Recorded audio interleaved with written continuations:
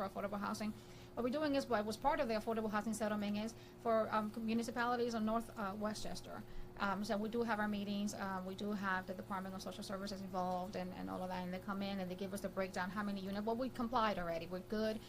We're done with the battle with HUD. It took us about, I don't know, 10 or 11. Wow, a long time. Yeah, very long. It's going on for years. Now, you said you're done with the battle with HUD. Is that for every municipality, or that's the county of Westchester? County. For county, Well, yes. when you have cities like Mount Vernon and Yonkers that are that have more than their share, you still have communities that don't have their share. It's to give. You know what I'm saying? Like, yeah, because it was to build 750 affordable housing units. You have that in Mount Vernon. Northern Westchester, because there were not enough residents of us, minority, Hispanics, African Americans, or whatnot, in order to diversify a bit, just Can I interrupt you real quick? Yeah, sure. This nation forgets there are poor white people. True. I'm just saying, I'm sorry, there are more poor white people than there are poor black people and poor Latino people. Because there's way more white people. There are more white people on welfare and all of those systems than they are. But we're the face that they show. But not in the richest county in the nation. Well, yeah. There's poor white people. There's poor white people here. There are poor white people in this county. I mean, there are, but there's not more. More than minorities. I'm just saying, nationwide, when they show... There's more we only white people in this country. 13%, 17% of the population of Westchester County. I mean, we can't be all the poor people. Oh, yeah. I want to say something real quick. I want to say something real quick because the name just popped up. Jeffrey R. Wheeler just joined the Jeffrey show. Wheeler. Yeah. Oh, man. God bless you, my brother. God bless you. Andre Wallace, Linda Dennis, Monty Whitaker from Ports. I wanted to ask. Maryland. I wanted to ask, how much money did the county lose in federal funding over this whole HUD fiasco? CDBG funding? Yes. We lost millions of dollars for CDBG funding, community block grant money. Right. Yeah. Right. That we were not going to get back. Yeah. What now? When we say millions, was it 2 million, 22 million? You say millions, hundreds of millions? What? It was a lot of money. That sadly we have to say the number somewhere around 25. Yeah, because I know they around 25. Yeah. I know they pulled 7 off the bat. Correct. Yeah. Right, and then right. At one time they just pulled. Yes. See, this is what it shows a little hypocrisy in the county exec, because he didn't have any problems losing that money, fighting what I call a segregated Westchester, but he has problems losing the money, if he passes the Immigration Act, because that was one of his excuses, that we will lose a lot of money, a lot of federal funding. Well, fighting to keep average people or people of color out of white communities, he didn't care how much money he lost. And that's a great argument. That's a good question. And it's a great argument, and only he can answer that question for you, because I can't put any words in his mouth. But I do know that we're working together, our colleagues, obviously at the Democratic Caucus, and we are, and the few Republicans that helped us vote for this bill. We are working on being able to pull in the other vote that we need in order to override the veto. Yes, because we do have to the end of the term to present it again, and hopefully when we do present it one more time, we can override this veto. So you need 2 more votes or something? Was 2 more votes? One. One more. Oh, because Lyndon or somebody was out of town or something. Yeah, he was out of town. So obviously we have Lyndon's vote. So we need one more Republican. And we are talking to our colleagues across the aisle, and asking them what are the questions, what are the concerns, what are they comfortable with, what are they comfortable and uncomfortable with the language of the law that we can work on without diluting the law. So, because it needs to be able to do what it is intended to do. It already does. We already comply. It already complies with assistant state law. It codifies assistant state law. Right. Can you because a lot of people are saying, which I disagree, that it's going to turn Westchester into a sanctuary city. No, not at all. Right. But can you explain? And there's really no federal definition of what a sanctuary city is. I found reports on that. But, I asked everybody who's been on the show, and I could not. Right. People I got 10 different answers. But can you explain what the bill? Because some people they really just don't know. They think that undocumented is going to have free reign of the county. And can you just explain what the bill is designed to do? It's insane because a lot of people fear what they don't understand. And all it takes is a little bit of research. Right. And then it's, again, public, and anything and everything we do is up for public consumption. Every piece of law, everywhere we vote, everything. Our lives are up for public consumption for that. So the bill is not, and we said it many times, and I'm going to say it again, and I know I'm going to have to say it over and over still. The bill is not turning Westchester County into a sanctuary county. The bill is not intended to protect illegal immigrants who are committing crime, who are breaking the law, and we're here to hide them from the federal government. No. How in the world can people think that we're going to pass a law to protect those who break the law? That doesn't make any sense. Let me give you one of the biggest arguments, and it's being mentioned here. When you got in Suffolk County, you got a big MS-13 problem. And when you pass a bill like this, Westchester will be a great place for them to come because they don't have to worry about getting caught. Because that's not true. You know what I'm saying? No, but I'm just saying this is what's being the fear, the concern for That does not stop them from getting arrested. Exactly. It does not. Deported. Exactly. Right. It's like the only thing that the law, again, it codifies existing state law. It complies with existing state law. The only thing that we're making clear in this bill is that we are not going to use your tax dollars and our county resources to perform or assist in, federal immigration raids. That's all there is. Not turning local law enforcement into agents of ICE. Correct. Right, and that has been the argument. That has been the argument for years with 287G, the law for deportating and using 287C to basically stop, question, and frisk undocumented. That has been the argument that it does not help law enforcement. It hurts law enforcement because the communities, the immigrant communities throughout Westchester, they will not call the police. Yes. Because why would I call it? If I'm undocumented, I'm minding my business. I've been here for 10, 15 years. I'm invested in the community, and I'm just undocumented for whatever reason, right? And I see someone get killed, right? I'm not calling the police. You're afraid. Because if I do call, they're going to take me, and I'm not trying to get taken. I'm going to go in the house, I'm going to lock my door, and I'm going to let somebody else call the police, or that body lay there till the police find it themselves. We have to understand that, and that's what even they call it the Big City Chiefs or the Chiefs Association of America. They even spoke out against that, and I don't understand how Astorino pulls his Commissioner of Public Safety. You're a Commissioner of Public Safety. You should already have these reports on your desk saying that when you push back, when you support laws like this, you put people in danger. And it's in reports, and I really don't understand how his own Commissioner of Public Safety doesn't understand that and supports his veto. I mean, someone told the county exec wrong on that. Well, and I'll tell you too. There are many stories out there. The fear that the immigrant community feels and lives is very real, and it's very prominent. It's a very strong fear. And like I said it when we were in chambers passing that law the other day, is that nobody understands the fears and struggles of an immigrant like another immigrant. And I am an immigrant, and I'm a Latino immigrant. And I will give you two true stories. One of the stories is my own. So there was one time when I was knocking on doors and getting to know my constituents, and it wasn't all fear. I wasn't even campaigning for re-election. It wasn't all fear. And so I'm knocking on doors, and I hear screaming on the other side of the door, and obviously it's a domestic dispute. And I'm getting ready to call the police, and the woman runs down the stairs, and she's bruised, she's battered, the children came running after her, a little boy and a little girl.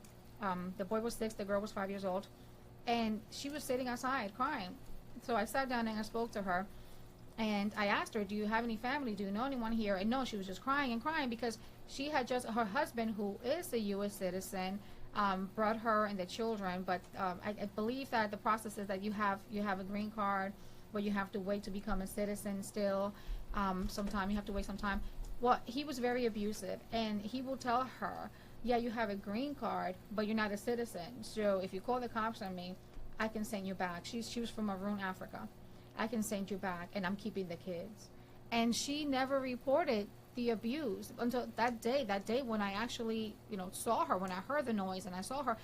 I took that woman and her kids, I put them in my car, and I took them with me. I was not going to let her go back inside that house, and she was terrified to call the cops because she thought what he was saying was true.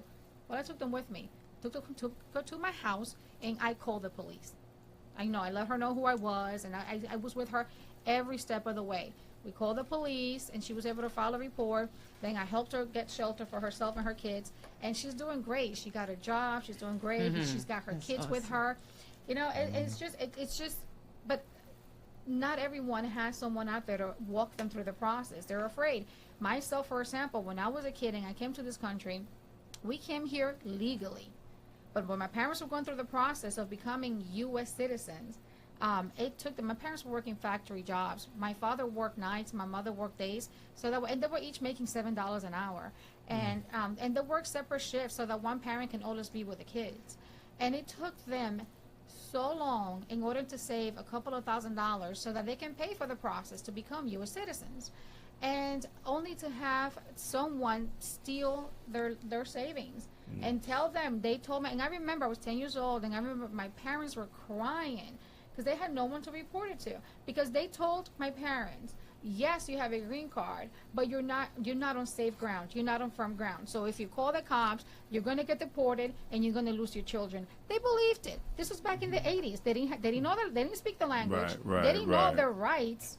They didn't know their rights, and they were afraid, and they cut their losses and lost their money, and it was just heartbreaking. It was heartbreaking to see them go through that, to live through something like that, and it's happening every day to more and more parents out there. The immigrant community, they come here to work. They come here to provide their children with a better quality of life, a better education, a better chance at life, a piece of the American dream. For some people, that just means having a good job, having health care, I don't want to be accused of not allowing people to express opposing views. So someone named Christine Thomas, I'm not going to read all her comments, but she did say, first she said, how many illegals call the police now? What's the statistic? Another person answered them, the number can't be high. She said, we all know that this is a scare tactic. Astorino is looking to protect the people first. This is what our executives should do. If you don't have anything to be scared of, then why fear calling the police? And the reason I want, before you say that, she's not the only person that thinks this way. You understand what I'm saying? So these things have to be addressed. The greatest threat to America is sincere ignorance, because if they don't understand, see, that is talking from a barrier of not understanding other ethnic groups and how America is supposed to be the melting pot. I think if you're not a Native American, right? You're an immigrant. You are an immigrant, and you have no right to talk about anybody going back to any other country because you don't even belong here. Let's get that straight. The only people that can talk about immigrants and going back is the Native Americans, and they having their share because you got them trying to take Little Rock and everything else going on, and they're still fighting for the little pieces of land that America has given them. So, but to go back to, it is a public safety issue. Just because you are undocumented and the federal courts ruled this, I'm not saying this, the federal court ruled this, does not strip you from your constitutional rights because you're an undocumented citizen. That's the federal courts. So, and these laws don't even have proper oversight that they say that they will protect from racial profiling. We know racial profiling exists. Let's not think it doesn't exist. But laws like this, it makes racial profiling even more legal. That I could pull you over, just because you might look Hispanic or you might look like you're from the West Indies or any place, and pull you up. But see, the problem is they're not going to pull over any white person. you know, he might be an immigrant from he might just got here from Ireland. And but they're not gonna pull him over. You know, we have more European illegal immigrants who have come over here on work visas and student visas. Right. And I know a lot of them. That's right. And they hide in the city among y'all, and they look white as white, and they running, and they got jobs, and they find a way to get a security number, and they get a job in an apartment, and there's more of them than there are everything else. But you don't know that immigration doesn't come just from countries like ours. That's what. But that's the narrative.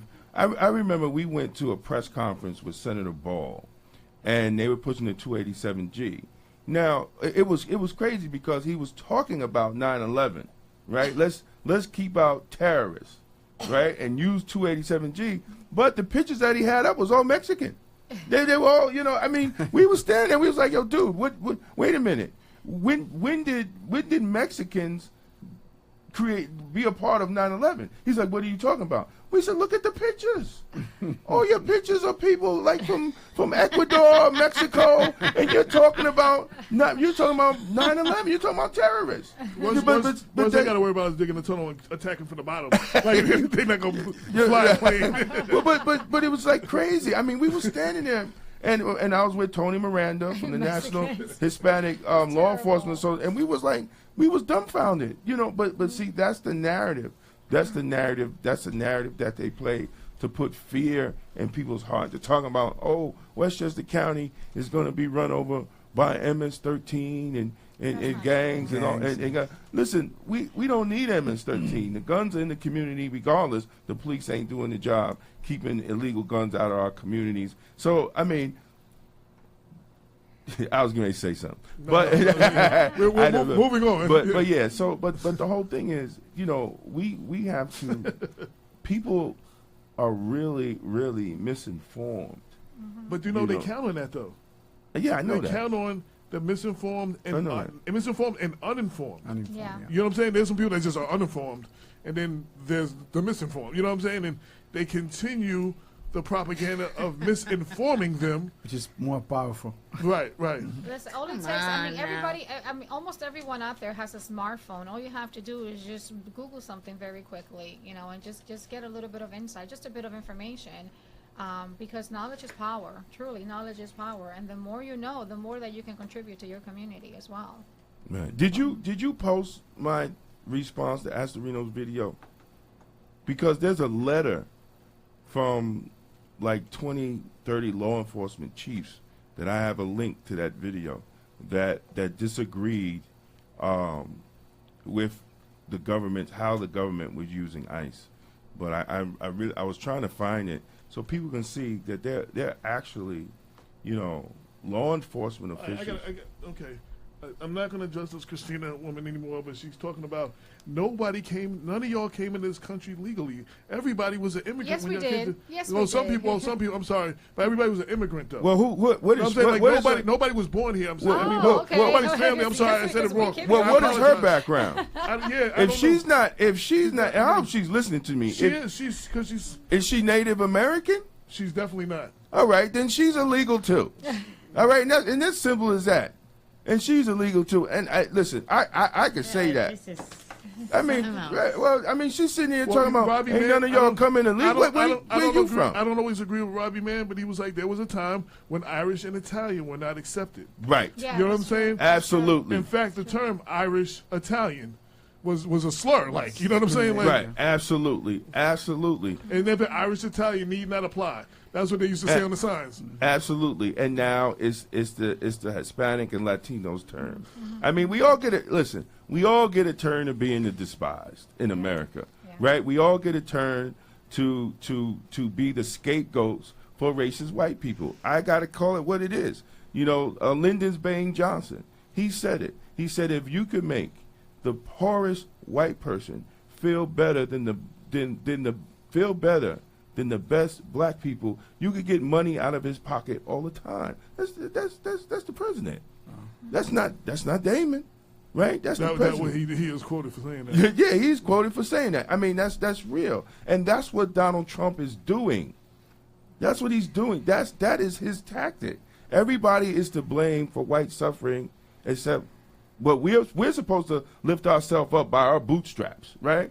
Right? It's Get all over it. self-reliance. When it comes to black and Latinos, it's all self-reliance. Y'all it's your fault you don't have a good education, even though your education system is failing. It's our fault, it's our fault, it's our fault. But when it comes to poor white people, it's still our fault. How is it our fault and they're poor? That's not how it works. But that's what they do. This country is failing. And that's what they feed on. You know, a lot of people are saying that immigrants are coming into this country taking jobs from people. I mean, those jobs they didn't want and they weren't doing. The jobs that nobody wants to do. Right. I mean, come on. I just want to say one thing. There was in Georgia, and they made a point. And I know I wish I get black people to do this. All the Mexicans and Hispanics or whatever said we are not going to work on Wednesday. And they damn near shut Georgia down. That's right. Yeah. People did not know what the hell to do. No yards got cut, no nothing. They shut that one day. They made a point. None of them went to work. But let me. Just one day. But let me. National millions news. of dollars they lose. That's right. Yeah, but let me. Money they lost. They never went. Say, they were trying to stop that from ever happening again. Let me say something. That happened after slavery, because white people didn't know how to build anything, because the black slaves were building all the homes and did all the carpentry. So once. No, Robbie, they didn't get fired. They all got back to work the next day. They know they did. No, they didn't get fired. You can't get fired. They all working the next. They still working. Right. They didn't get, who they going to get it? Yeah. But that was one of the reasons. And if we be honest with history, Samuel Gumper started the unions because white people wasn't getting the jobs because they were untrained, because they didn't know carpentry, because the black slaves had been building for so many years.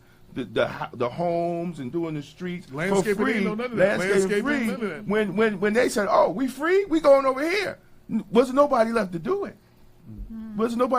Then they started hiring the black carpenters. So Samuel Goupers started the unions to try to get white people in and get white. And I mean that's our history, and we should embrace our history, no matter how hard or no matter how rough, no matter how raw it is. But we're living it again. We didn't learn because we're doing it again to the Mexicans. When the president of Mexico said, "Yo, why y'all bitching?